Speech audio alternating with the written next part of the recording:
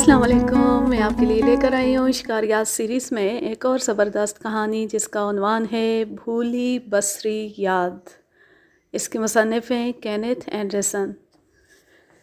ये वाक़या पानापती में पेश आया। पति का मतलब है मवेशियों का बाड़ा। ये दरियाए चनार के जनूबी किनारे पर वाक़ है। दरियाए चनार में पानी मानसून के मौसम में होता है और 6 माह तक खुश्क रहता है और पहाड़ी नाले से ज़्यादा अहमियत नहीं रखता। मानसून के ख़त्म होते ही हिंदुस्तान में सब्ज़ा भी ख़त्म होने लगता है। उस वक्त मवेशियों के मालिक जंगलों का रुख करते हैं और अपने मवेशी बाज़ चरवाहों और पुजारियों के सपुर्द कर देते हैं जो उन्हें हरे भरे जंगलों में चराते हैं। इस मकसद के लिए वाजिबी सी उजरत अदा की जाती है। पानापती मद्रास प्रेसिडेंसी में है और बाहर का कोई शख्स इसका नाम तक ना जानता था। फिर 2 वाक़यात ऐसे रूनुमा हुए। एक तो यहाँ मस्त हाथी आ निकला जिसने दिल खोल कर मवेशियों और इंसानों पर हमले किए। उसकी ज़द में वो शिकारी भी आ गया जो उसका पीछा कर रहा था। इस वहशी की कहानी पानापती का मस्त हाथी के उन्वान से मैं पहले कहीं बयान कर चुका हूँ। फिर कई साल तक खामोशी छाई रही और आखिर एक इंतकामी रूह इन जंगलों में घुस आई जिसकी कहानी मैं अब बयान करने लगा हूँ। ये रूह कोई पुरस्रार जिन्नाती साया ना था बल्कि ये एक शेर था जो न जाने कहाँ से आ निकला। उसे जिन्नाती शोहरत ज़रूर नसीब हुई और फिर यूं गायब हो गया जैसे कभी था ही नहीं। पानापती के मवेशियों के मालिक अमीर कबीर लोग थे जो 20 मील दूर एक बड़े कस्बे धर्मपुरा में रिहाइश पजीर थे। 3-4 ख़ानदान एक और निस्बतन कम अहम कस्बे पनाग्राम से ताल्लुक़ रखते थे जो 10 मील के फासले पर था।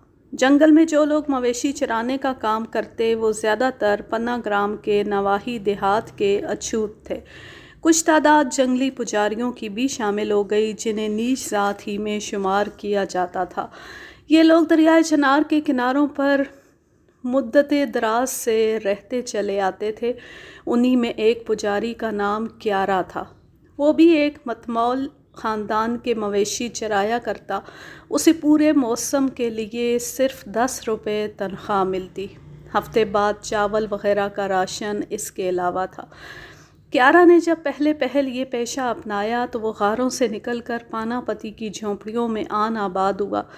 उसके साथ उसकी बीवी और एक लड़की भी थी जिसका नाम मरवी था। एक गर्म रात को ये लोग सोने की तैयारी करने लगे तो क्यारा की बीवी को ख्याल आया कि क्यों ना वो अपने लंबे लंबे बाल कपड़े के टुकड़े से बांध ले। उसने इधर उधर कपड़ा तलाश किया मगर उसे कुछ ना मिला। फिर उसे याद आया कि उसने मतलूबा कपड़ा पानी के घड़े के करीब रखा था। वो बातें करती हुई अपनी जगह से उठी और पानी के घड़े के करीब जाकर हाथ मारने लगी। उसने जिस चीज़ को कपड़े का टुकड़ा समझकर उठाना चाहा वो दरअसल एक जहरीला सांप था। मूसी ने फ़ौरन उसकी हथेली से ज़रा ऊपर बाजू पर डस लिया और घास में गायब हो गया। बेचारी औरत शिद्दते दर्द से तड़प उठी। क्यारा फ़ौरन समझ गया कि ये सांप की कारस्तानी है। अस्पताल का रुख करने के बजाय जो रात के वक्त वैसे भी मुश्किल था उसने सादा टोने टोटकों से बीवी का इलाज करना मुनासिब समझा। उसने मेले कचैली थैले में जड़ी बूटियों से कुछ दवाएं तैयार कर रखी थीं। उसने एक दवा ज़ख़म पर छिड़की, गोबर बांधा और पास बैठकर मंतर फूंकने लगा। आधे घंटे बाद औरत की हालत बहुत बिगड़ गई। वो बेहोश हो गई और उसके मुंह से झाग बहने लगी।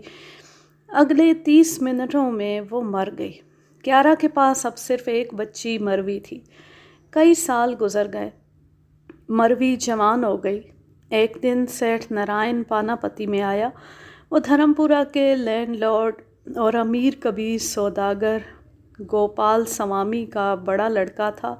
उसकी शादी हो चुकी थी और उसका एक बच्चा भी था। वो पानापती में उस वक्त पहुंचा जब मवेशी जंगल में जा चुके थे। उसने मेन रोड पर अपनी मोटर खड़ी की। शोफर भी वहीं रुक गया। اور وہ 2 میل کا فاصلہ پیدل طے کر کے پانا پتی پہنچ گیا۔ اس وقت 9 بج رہے تھے۔ وہ کیارا کی جھونپڑی کے سامنے کھڑا ہو گیا۔ اس نے کھنکار کر اپنی موجودگی سے اہل خانہ کو خبردار کرنا چاہا، اس لیے کہ اعلیٰ ذات کے ہندو اچھوتوں کا نام بھی زبان پر لائیں تو یہ بہت بڑا پاپ تصور کیا جاتا ہے۔ پجاری نے اپنے آقا کے فرزند کو آتے ہوئے دیکھ لیا تھا۔ وہ جھونپڑی سے نکلا اور پرنام کے لیے زمین پر ماتھا رگڑنے لگا۔ کیا خبریں؟ نوجوان نے پوچھا۔ سب ٹھیک ہے سوامی، دیوتاؤں کا کرم ہے کہ تمہارے باپ کا کوئی جانور کسی درندے یا موکھر کی بیماری سے ہلاک نہیں ہوا۔ اس وقت 2 بھینسوں کو میری لڑکی چرانے لے گئی ہے۔ تو یہ بات ہے، تم حرام کی کھاتے ہو، مویشی اپنی لڑکی کے آگے لگا دیتے اور خود گھر میں پڑے رہتے ہو۔ اگر کوئی جنگلی جانور حملہ کر دے تو تمہاری لڑکی اس کا کیا بگاڑ لے گی؟ نہیں، یہ بات نہیں سوامی، کیارا نے بہانہ تراشتے ہوئے کہا۔ دراصل رات سے مجھے سخت بخار ہے، دست بھی آ رہے ہیں۔ تم جھوٹ بک رہے ہو، لینڈ لارڈ کا لڑکا پھنکارا۔ میں اپنے جانوروں کو دیکھنے آیا ہوں، چلو میری رہنمائی کرو، لڑکی مویشیوں کو کدھر لے گئی ہے؟ اس طرح سیٹھ نارائن کی پہلی بار مروی پر نظر پڑی۔ وہ دیکھتی ہی اس پر فریفتہ ہو گیا، مگر لڑکی کے باپ کی موجودگی میں اس سے کوئی بات نہ کر سکتا تھا۔ اس کے بعد نوجوان نے اپنے باپ کے مویشیوں میں بہت زیادہ دلچسپی دکھانا شروع کر دی۔ گوپال سوامی کو اس کی وجہ سمجھ نہ آئی، تاہم اسے یقین تھا کہ بیٹے کا یہ شوق چند روزہ ہے۔ سیٹھ نارائن اب پانا پتی آتا تو وہ عام راستہ اختیار نہ کرتا اور سیدھا جنگل میں جا کر لڑکی سے ملتا۔ اگرچہ مروی ابھی ناسمجھ تھی، مگر سیٹھ نارائن کی حرکتوں سے اس نے اندازہ لگا لیا کہ نوجوان کو اس سے محبت ہو گئی ہے۔ گاہے گاہے وہ اسے پیسے بھی دینے لگا۔ مروی کے تصورات کے مطابق ایک نوجوان پر وہ غائب سے ظاہر ہو چکا تھا۔ مروی نے اسے اپنا محبوب مان لیا۔ ان کا خیال تھا کہ ان کی ملاقاتیں جنگل کا ایک سربستہ راز ہیں، لیکن حقیقت اس کے برعکس تھی۔ دوسرے چرواہے سب کچھ اپنی آنکھوں سے دیکھ چکے تھے۔ بستی کے تمام پجاری بھی چوری چھپے ان کا تماشا دیکھ چکے تھے۔ ان واقعات کا علم اگر کسی شخص کو نہ تھا تو وہ مروی کا باپ کیارا پجاری تھا۔ آخر اسے بھی کسی نے جا بتایا۔ وہ ششدر رہ گیا۔ سیٹھ نارائن برہمن ذات کا تھا اور وہ ایک کمتر اچھوت۔ اسے اپنے کانوں پر یقین نہ آیا، کم از کم اس کی عقل تسلیم نہ کرتی تھی، مگر حقیقت بہرحال حقیقت تھی۔ کیارا سوچ میں پڑ گیا۔ یہ مسئلہ گوپال سوامی کے پاس لے جاتا تو وہ نہ صرف تسلیم نہ کرتا بلکہ الٹا برہمن ذات کو بدنام کرنے کے جرم میں اس پر طرح طرح کے مظالم ڈھائے جاتے۔ بیچارہ کانپ کر رہ گیا۔ اس نے لڑکی سے پوچھ گچھ کی۔ اس نے سب کچھ تسلیم کر لیا اور کہا کہ لڑکے نے اس کے ساتھ شادی کا وعدہ بھی کیا ہے۔ پھر کیارا نے سیٹھ نارائن سے بھی ڈرتے ڈرتے سوال کر دیا۔ وہ طیش میں آ گیا۔ تم میرے دامن پر دھبا لگانا چاہتے ہو، ذلیل کمینی ذات کے پجاری؟ میں تمہاری لڑکی کو چھو کر برسٹ ہونا کیسے پسند کروں گا؟ بابو، لڑکی نے اعتراف کر لیا ہے، کیارا نے ہاتھ جوڑتے ہوئے کہا۔ سیٹھ نارائن چند لمحے خاموش رہا، پھر اٹھا اور بستی سے نکل گیا۔ اگلی صبح مروی اٹھی اور مویشیوں کو ہانک کر جنگل میں لے گئی۔ اس نے سیٹھ نارائن کی باتیں سن لی تھیں۔ وہ رات بھر روتی رہی۔ اس نے انہیں اچھوت اور غلیظ لوگ کہا تھا۔ اس کے سپنوں کا محل ریزہ ریزہ ہو گیا تھا۔ شام پڑے دیر ہو چکی تھی۔ اکا دکا مویشی خود ہی باڑے میں واپس آ گئے۔ مروی ان کے ساتھ نہ لوٹی۔ رات گئے کیارا کو خطرے کا احساس ہوا۔ اس نے بستی کے پجاریوں کو بلایا تاکہ اس کے ساتھ مل کر مروی کو تلاش کریں۔ اکثر نے تو انکار کر دیا۔ بہت کم لوگ اس کے ساتھ تلاش میں نکلے۔ ان کے ہاتھوں میں لاٹھیاں تھیں اور وہ زور زور سے شور مچاتے جا رہے تھے۔ اماوس کی رات تھی، گھپ اندھیرا چھایا ہوا تھا اور انتہائی خطرناک وقت تھا۔ ان کے اعتقاد کے مطابق اس وقت شیطان اور بدروحیں انسانوں، شیروں، بھینسوں اور ہاتھیوں کے روپ میں گھومنے پھرنے نکلتی تھیں۔ وہ فانی انسانوں کو ہڑپ کرنے کے لیے آگے بڑھتے وقت پہلے کھلکھلا کر ہنستی اور پھر چیخیں مار مار کر ان کا خون خشک کر دیتی۔ اس دہشت ناک فضا میں یہ پارٹی مروی کو تلاش کر رہی تھی۔ عام خیال یہ ہے کہ جنگلی درندہ سب سے آخری آدمی پر حملہ کرتا ہے، تاہم اس کی چیخیں باقی لوگوں کو بھی ضرور خبردار کر دیتی ہیں۔ ہاں کوئی بدروح حملہ کر دے تو پھر آخری آدمی بڑی خاموشی سے غائب کر دیا جاتا ہے۔ اس کے بعد اگلے شخص کی باری آتی ہے اور آہستہ آہستہ پورا گروہ بدروحوں اور جن بھوتوں کے چنگل میں گرفتار ہو جاتا ہے۔ مروی، اس کا باپ پوری قوت سے چیخ رہا تھا، مروی مروی تم کہاں ہو؟ خالی جنگل سے اس کی آواز ٹکرائی۔ لوگوں نے یہی فیصلہ کیا کہ لڑکی کم از کم اس جنگل میں نہیں ہے۔ وہ واپس بستی میں آ گئے۔ انہیں یہ خوشی تھی کہ سب لوگ خیریت سے لوٹ آئے ہیں۔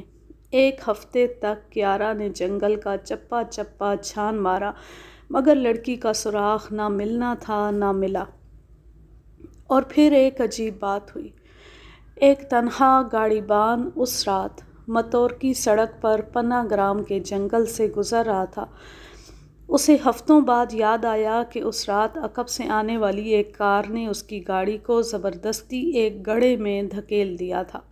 عام طور پر کاریں ہارن بجا کر گاڑی بان کو خبر کر دیتی ہیں تاکہ وہ سڑک کے ایک طرف ہو جائے، مگر یہ کار پوری رفتار سے بڑھتی چلی آئی اور اس نے ہارن بجانے کے بجائے خاموشی سے ٹیک اوور کرنے کی کوشش کی۔ کار اچانک گاڑی کے پاس سے گزری تو بیل ڈر گئے اور سڑک سے اتر کر ایک گڑھے میں پھنس گئے۔ گاڑی بان نے تیز بھری نظروں سے کار کی طرف دیکھا۔ اس نے اسے فوراً پہچان لیا۔ یہ کار سیٹھ نارائن کی تھی، مگر وہ خود ڈرائیونگ کرنے کی بجائے پچھلی نشست پر بیٹھا اور اس نے سرخ ساڑی میں ملبوس ایک لڑکی کو تھام رکھا تھا۔ سرخ ساڑی در حقیقت اسی لباس میں مروی غائب ہوئی تھی۔ کڑی سے کڑی ملتی چلی گئی اور اسے یقین ہو گیا کہ سیٹھ کا لڑکا مروی کو یا تو زبردستی اغوا کر کے لے گیا ہے یا دونوں نے مرضی سے بھاگنے کا فیصلہ کیا ہوگا، مگر یہ انکشاف انتہائی ہولناک تھا۔ گاڑی بان اسے عام کرنے کا حوصلہ نہ کر سکا۔ خطرہ تھا کہ گوپال سوامی اسے اپنی ہتک سمجھے گا اور اس کی کھال کھنچوا دے گا۔ اس خطرے کے پیش نظر اس نے زبان بند رکھنے کا فیصلہ کیا۔ مگر کیارا باپ تھا، پھر وہ چرواہوں اور پجاریوں میں جادوگر بھی مشہور تھا۔ اگر وہ اپنے کالے علم سے کچھ فائدہ نہ اٹھا سکا تو لوگ اسے جھوٹا سمجھیں گے، اس کا پول کھل جائے گا اور اسے فریبی تصور کیا جائے گا۔ بستی کے ہر شخص کی طرح وہ بھی ایک خاص نتیجے پر پہنچ چکا تھا، لیکن نہ اس نے اپنے خدشات کا اظہار کسی کے آگے کیا اور نہ کسی دوسرے کو اس کے سامنے بات کرنے کا حوصلہ ہوا۔ چند دن بعد اماوس کی رات پھر آ پہنچی۔ یہ مہینے کی تاریک ترین رات تھی اور بدروحیں آزادی سے گھومتی پھرتی تھی۔ اس رات کا کیا ہوا جادو اپنے نشانے پر بیٹھتا ہے۔ پانا پتی کے لوگ الاؤ کے گرد جمع تھے۔ کیارا نے بہروپ بھر لیا، گلے میں مالا، چہرے پر راکھ مل لی، پاؤں میں گھنگرو ڈال لیے اور سر پر پروں کا تاج رکھ کر وہ دیہاتیوں کے پاس پہنچا۔ اس نے گلا صاف کیا اور بلند آواز سے کہنا شروع کیا، بھائیو، تم سب جانتے ہو کہ میری مروی پر کیا افتاد پڑی۔ کسی بدکار نے نہ صرف اسے اغوا کر لیا ہے بلکہ شاید ٹھکانے بھی لگا دیا ہے۔ ہم لوگوں کے برے دن آ گئے۔ ہمارے پاس دولت بھی نہیں، طاقت بھی نہیں اور یہ بدکار شخص دنیا کی ہر نعمت سے مالا مال ہے، لیکن نا امیدی کی بھی ضرورت نہیں۔ میرے پاس بھی ایسی قوت ہے کہ میں اس بدکار پر پھٹکار بھیج سکتا ہوں، اس کا خاندان تباہ و برباد ہو کر رہ جائے گا۔ میں اپنی پیاری بیٹی کی تلاش میں جا رہا ہوں، ممکن ہے وہ مجھے مل جائے، ہو سکتا ہے نہ ملے اور میں خود بھی نہ لوٹ سکوں، لیکن اس سے پہلے میں تم سب کے سامنے اس بدکار شخص اور اس کے خاندان پر پھٹکار بھیجتا ہوں۔ لعنت ہو اس پر، لعنت ہو اس پر۔ اب تم خود اپنی آنکھوں سے دیکھ لو گے کہ یہ خاندان کس دردناک تباہی سے دوچار ہوتا ہے۔ اگلی صبح کیارا نے پانا پتی کو خیر آباد کہہ دیا۔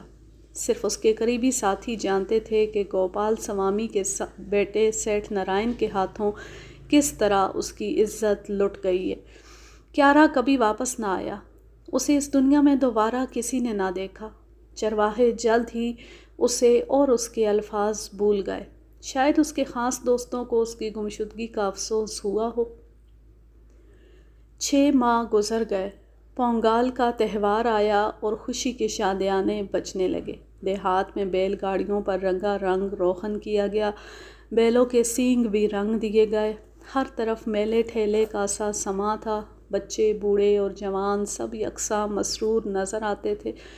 گوپال سوامی نے یہ تہوار پانا پتی میں منانے کا فیصلہ کیا۔ اس نے اپنے پورے خاندان کو کار میں بٹھایا اور سفر شروع کیا۔ اس کے ساتھ سیٹھ نارائن، اس کی بیوی اور ایک بچی بھی تھی۔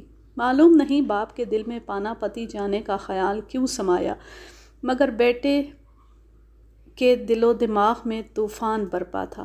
یہ جنگل اور یہ بستی اس کے لیے کربناک یادوں کی علامت تھی۔ کیارا پجاری کی معصوم لڑکی مروی اس کے دام محبت میں گرفتار ہو کر یہ سمجھ بیٹھی کہ وہ اس سے شادی کر لے گا۔ پھر اس نے اپنے باپ کو بھی سب کچھ بتا دیا۔ لڑکی حد سے بڑھ گئی تھی اور اسے ٹھکانے لگانے کے لیے ہزاروں روپے خرچ کرنے پڑے۔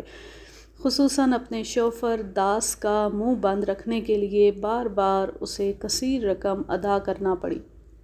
اس کا شوہر جانتا تھا کہ سیٹھ نارائن نے لڑکی کو اغوا کیا ہے، مگر بعد میں نوجوان سیٹھ نے اسے کار سے اتار دیا تھا کہ وہ اس بدقسمت لڑکی کا حشر نہ دیکھ سکے۔ یہی نہیں، منحوس لڑکی کا باپ جرأت کر کے دھرم پورہ میں اس کے باپ کے پاس شکایت لے کر پہنچ گیا۔ وہ تو غنیمت تھا کہ گوپال سوامی صرف 1 روز پہلے مدراس چلا گیا تھا۔ چنانچہ کیارا کو ٹھکانے لگانے کے لیے چھوٹے سیٹھ کو پوری مہلت مل گئی۔ اس نے غریب پجاری کا گلا گھونٹ دیا اور داس کی مدد سے اس کی لاش 40 میل دور سڑک کے کنارے ایک گہرے تالاب میں پھینکوا دی۔ ایک ادنا ملازم کے پاس نہایت قیمتی راز تھے۔ اس کے مطالبے بڑھتے رہے۔ ابھی پچھلے ہفتے دونوں کے درمیان سخت تکرار ہو چکی تھی۔ وہ اس سے مزید مطالبہ کر رہا تھا۔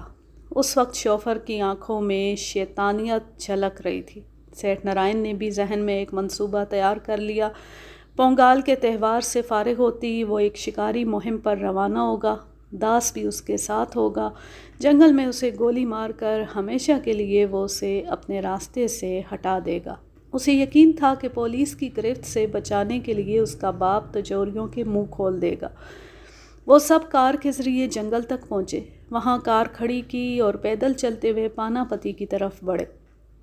وہاں ان کا شاندار استقبال کیا گیا۔ ڈھول باجے بجائے گئے، کھیل منعقد ہوئے۔ شام کو فارغ ہو کر انہوں نے پجاریوں سے اچھی طرح اطمینان کر کے کہ جنگل ہاتھیوں سے پاک ہے، واپسی کا سفر شروع کیا۔ وہ پانا پتی اور سڑک کے درمیان ہی تھے کہ ایک حادثہ رونما ہوا۔ سیٹھ نارائن اور اس کا باپ گفتگو میں محو آگے آگے چل رہے تھے۔ پیچھے سیٹھ کی بیوی بچے کی انگلی پکڑے چلی آ رہی تھی۔ بچہ رونے لگا۔ جنگل میں کوئی بھی انسانی آواز خطرے کا باعث بن جاتی ہے، اور درندے تو معصوم بچے کی فریاد پر بھی کان نہیں دھرتے۔ اچانک ہراہٹ سنائی دی۔ معلوم نہیں سیاہ دھاریوں والا درندہ زمین سے نکلا یا آسمان سے ٹپک پڑا۔ اس نے بچے کو دبوچ لیا۔ بیچاری ماں خوفزدہ ہو کر چیخی، مگر ساتھ ہی اس کی مامتا انگڑائی لے کر بیدار ہو گئی اور اس نے بچے کو بچانے کے لیے اپنے آپ کو شیر کے سامنے گرا دیا۔ شیر نے اسے بھی دبوچ لیا۔ دونوں آدمیوں نے شیر کی گرج سن کر دم بھر کے لیے پیچھے کی طرف دیکھا، پھر وہ دم دبا کر بھاگ کھڑے ہوئے۔ سیٹھ نارائن جوان تھا، اس لیے پہلے سڑک پر پہنچ گیا، لیکن گوپال سوامی بوڑھا تھا۔ وہ راستے میں کئی بار ٹھوکریں کھا کر گرا۔ آخر گرتا پڑتا وہ بھی کار تک پہنچ گیا۔ داس نے انہیں فوراً سوار کیا اور کار سٹارٹ کر دی۔ اگلی صبح وہ ایک جمع غفیر لے کر جنگل کی طرف گئے۔ ماں اور بیٹا جائے حادثہ پر اسی طرح مرے پڑے تھے۔ بچے کے گلے پر دانتوں کے نشان تھے اور ماں کے دل کے عین اوپر پنجوں کی خراشیں آئی تھیں۔ ارد گرد زمین پر شیر کے پنجوں کے نشان کہیں نظر نہ آئے۔ ہر شخص تصور کر سکتا ہے کہ آس پاس کے دیہات میں خوف اور دہشت کی کیسی شدید لہر دوڑ گئی ہوگی۔ ان دنوں پورے جنگل میں کسی آدم خور شیر، چیتے یا ہاتھی کی خبر نہ تھی۔ پھر سیٹھ کے بیوی اور بچے کو کس چیز نے موت کے گھاٹ اتارا؟ قاتل کہاں سے نمودار ہو گیا تھا؟ اس سوال کا جواب کوئی شخص نہ دے سکا۔ پھر اس درندے نے انہیں چٹ کیوں نہیں کیا؟ یہ ایک اور اسرار تھا۔ میں اس واردات کے وقت 20 میل دور شمال کی جانب انچیتی میں اپنی زمینوں پر تھا، لیکن میرے کانوں میں اس کی بھنک تک نہ پڑی۔ میں انچیتی سے روانہ ہو کر ایک اور پتی جس کا نام گندالم تھا میں پہنچا، اور پھر 16 میل دور دریائے کاویری کے سنگم پر میں نے پہلی بار اس داستان کو سرگوشیوں کے انداز میں سنا۔ یہاں کے مچھیرے پانا پتی کے اس واقعے پر تبصرہ کر رہے تھے۔ میں مختصر راستے سے دریائے چنار کے کنارے کنارے پانا پتی پہنچ گیا۔ ایک گھنے درخت کے سائے میں بیٹھے چرواہے اور پجاری حالیہ واردات پر بحث کر رہے تھے۔ شیر کے ڈر کے مارے وہ اپنے مویشی جنگل میں لے کر نہ گئے تھے۔ اکثر چرواہوں کا خیال تھا کہ خوف کی کوئی وجہ نہیں۔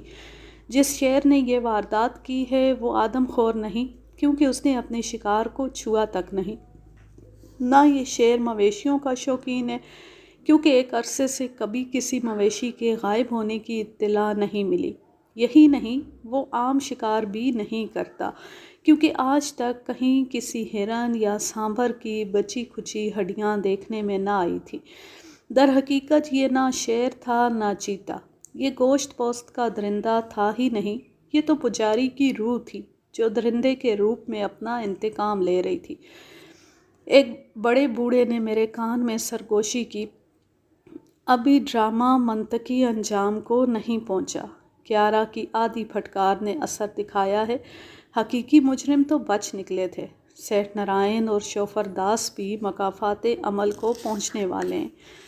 مجھے اس کہانی پر یقین نہ آیا، یہ سراسر توہمات پر مبنی تھی۔